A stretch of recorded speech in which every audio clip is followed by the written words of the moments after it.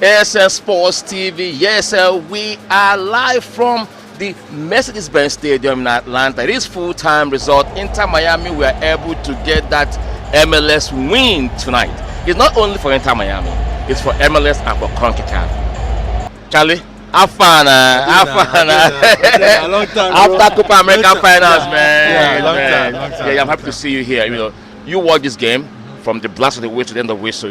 Walk us through your mindset when this game was called. I mean, to be honest, I didn't believe Inter Miami were going to win because, coming into this tournament, they haven't been so convincing, or too convincing, if I should put it. I saw their game against Al Ahly, and then they played at a 0-0 draw. I was thinking Al Ahly could have even had the better of them. And then we saw Lionel Messi took his free kick and had to hit the post.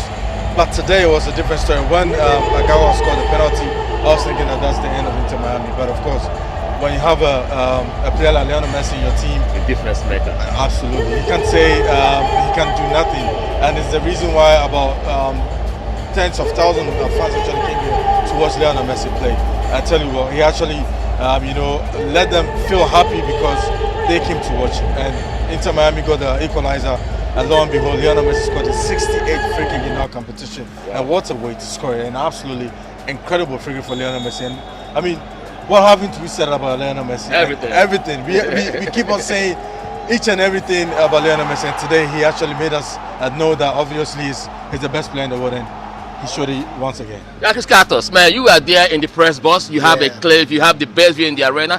This game, we saw Inter Miami fans on our way here, and some of them were optimistic that their team will get the W today. And it actually happened. One of the fans called this game 2-1. Walk us through your thought process. Yeah, it's amazing to see that this happened because, to be honest, even if the fans were very optimistic about the result, personally, I just thought Porto had an edge over Inter Miami just because of the European tactics. The Europeans are more disciplined in how they play, and that would have shown in the performance tonight. We saw the first game against Al Ahly. The Inter Miami were not very convincing. Their defense were porous. Al Ahly would have scored 3 goals easily in that game, finishing. So coming to a disciplined European side was obvious was going to be the victor. But to my surprise, Inter Miami did it differently. And to be honest, we had a total of 31,000 fans in the stadium today, which I can tell you 90% were for Messi fans and Inter Miami. So the beauty is they did not come disgraced.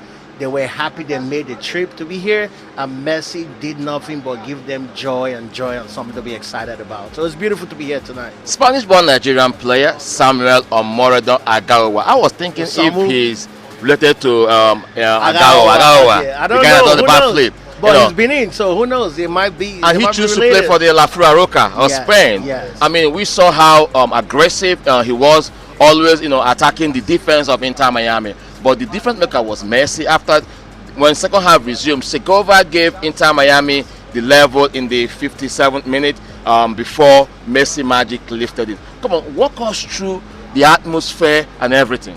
I mean, for us, we are even gutted that we didn't see Agawa in the mix because he was the one we were actually looking for to come to. I mean, obviously, he has some African descent, so he was the one we were actually looking for to. But we just understand that FC Porto had to catch a flight back to their previous destination. That's the reason why we missed that one Agawa. But I think he had a brilliant performance against Inter Miami. Whenever FC Porto had to attack, it always went through Agawa, and then he got a penalty, and then he had to dispatch that penalty beautifully, and then set the page for FC Porto. Ostari got his hand on it. You saw the way he reacted. He kind nearly of disappointed with himself. Yeah, absolutely. I mean, for Ostari, I think he had a brilliant game today. He had a brilliant game. Remember, he saved the penalty in Al Ahly. Absolutely. So basically, he knows he's Argentine though, so he knows how to read penalties. If Osamu did not play that ball with force, that he would have easily stopped that. Yeah. Now that penalty, I was sitting right here. I saw when that player went down. Do you think it was a soft call or was it a penalty? Well, I won't say it was a soft call because if you remember, the ref let the game go on, and later they checked him. Called back. So if it's a contact that happened, it had to be called. So with that, I would say it was a soft call for the game to be stopped and for it to be a replay. The contact must have really happened, so I won't call it a soft penalty. I'll call it a real penalty. Now we've been privileged to watch 2 games here, watching the best players engage themselves here. I mean, this whole FIFA Club World Cup the fans, the empty stadium, some matches, and when you look at the game in Los Angeles had the most crowd, 80,000 plus. Rose Bowl Stadium. What is the difference between LA and Atlanta and people coming to watch the game? No, I mean, Sam, let me tell you one thing. I believe that sometimes the choice of the game, the time that they play the game is also another factor. At this time of the day in Atlanta, people are People at work. work. People are at work.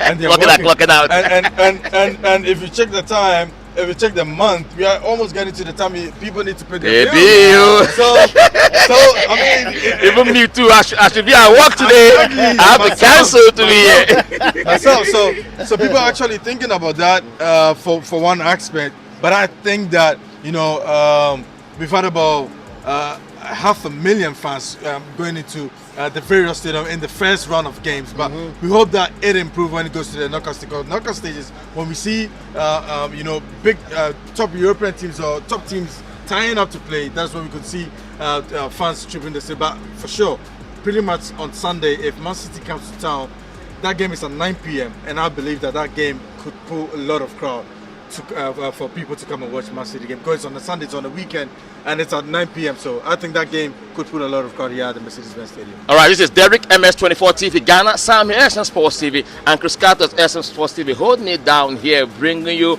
all you need to know about the expanded version of the FIFA Club World Cup. Let's talk about this expanded version of it. The one we are used to is the one that will see the champions of Europe, champions of another champions of the continent to come and play. Now we have 32 teams coming.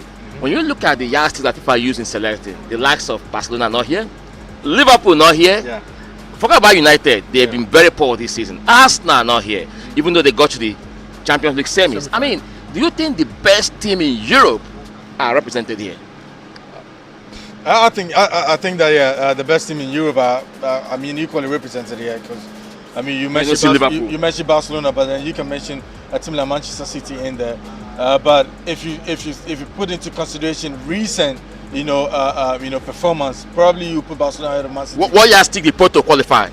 For Porto, they UEFA use a coefficient, and last 2 seasons in the Champions League, Porto actually got to a certain level. I thought they lost 5 almost final to Liverpool, right? Yeah, they lost 5. But even that was the only biggest defeat that they had. But in terms of the Portuguese league, that coefficient took Porto up on the hill. Because last 2 seasons, when Barcelona got beaten by Paris Saint-Germain in the quarterfinal, that was what aided Atletico Madrid to be in the Club World Cup. Because if Barcelona had eliminated Paris Saint-Germain, then Barcelona would have been represented here in the FIFA Club World Cup. But because they lost to Paris Saint-Germain and Atletico Madrid beat Bayer Leverkusen, that is why Atletico Madrid is here. So I think for being fairness, it depends on the teams.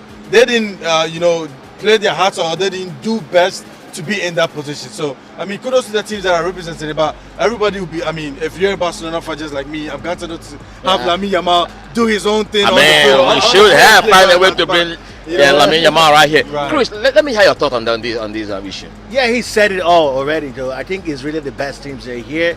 Europe have in every league in Europe, the first 6 teams can play in any league or any competition and hold their own strong, because they have the best players in the world. Efficiently, technically, talent-wise, and otherwise, they are the best. So it doesn't really matter which of those teams go. According to how FIFA decided to share up the play with teams that qualify for this, they seem to meet FIFA's guidelines and standard to be in this tournament. So every team here, I think, merits the way they are here. No team came to the back door. They were all equally evaluated, and they were met FIFA's rule to be in this tournament. No team came to the back door. All the teams here merit their inclusion in the FIFA World Cup expanded version. Yes, it is all we have for you from this center, as we are with the quarterfinal match that will take place here. My name is Sam, and this is Derek, MS24 TV Ghana, Chris Carter's ASN Sports TV, signing out. Bye. So we back up, Charlie. We back up,